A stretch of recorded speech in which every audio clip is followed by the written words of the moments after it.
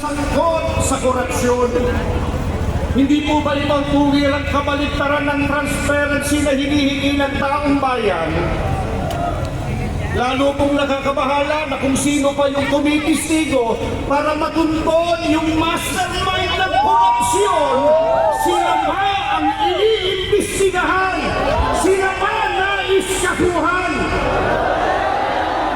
Mga kababayan, saan po kayo nakakita na yung tumutulong sa investigasyon para mapalitaw ang punot dulo ng katakot-takot na nakawan sa gobyerno ang siya pang sinisiraan? Hindi po ba masyado namang halata na concerted effort ang mga ito para talukbungan ng katotohanan at iligtas ang mga pinakanakinabang sa nakawan? Meron tayong pwede sabihin sa kanila, halata kayo. Ano nga sila? Ano nga? Hanggang sa dulo, iparinig natin sa kanila. Ano yun? Pwedeng pagtakpan, mawawala ang tiwala nila sa sistemang dapat sana'y nagtatanggol sa kanila. Ngunit, kung nakikita nila na ang katotohanan ay pinangangalagaan at ang tama pinaninindiganan, tutubo sa kanilang puso ang pagtitiwala at pagmamahal sa bayan. Mahal ba natin ang ating mga kabataan? Mahal ba natin ang ating bayan? Ilantad ang katotohanan.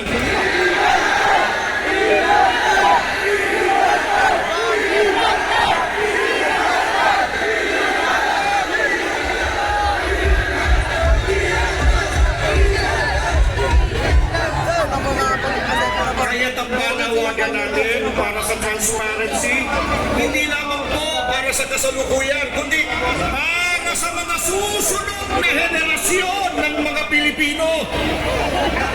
Gaano naman kasama kung payagan natin na matakpan ang katotohanan? Sa tuwing nananahimik mo tayo sa pagtatakip sa katotohanan, nagiging kasabwat tayo sa kasamaan. Kapag payag tayo na mamayani ang pagtatakipan at ang kasinungalingan, ano po katumbas yan? Pinapayagan natin na patuloy na abusuhin ng mga kawatan ang ating bayan. Sino po tinatawagan natin ang pansin? Mga kawatan!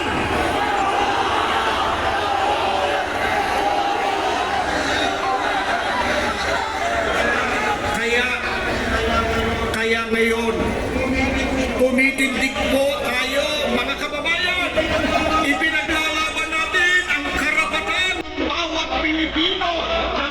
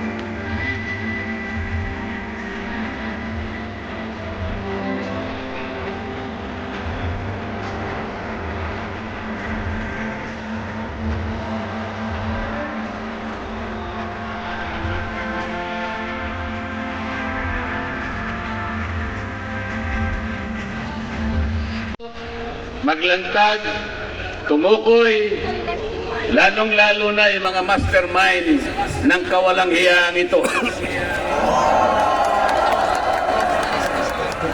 Meron pong nagkusa kahit alam nilang mahirap at magsasakripisyo sila sapagkat manganganib ang kanilang buhay pati ng kanilang pamilya. Ang tinutukoy ko po ay ang mag-asawang Diskaya.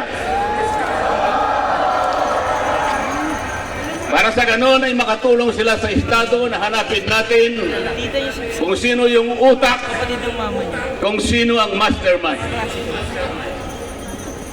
Hindi pa po nakapagsisimula ang proseso, ay pinagsikapan na po na sila ay pigilan.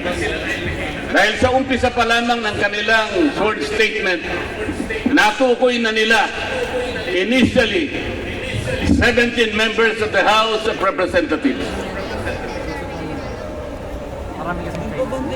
Kaagad sinabi na noon ay Secretary ng Department of Justice, Boying Remulla, na bago maproseso ang aplikasyon ng mga Diskaya upang baka sakaling sila ay maging testigo ng Estado, kailangan muna silang magsoli ng inaakala niyang nakulimpat nila.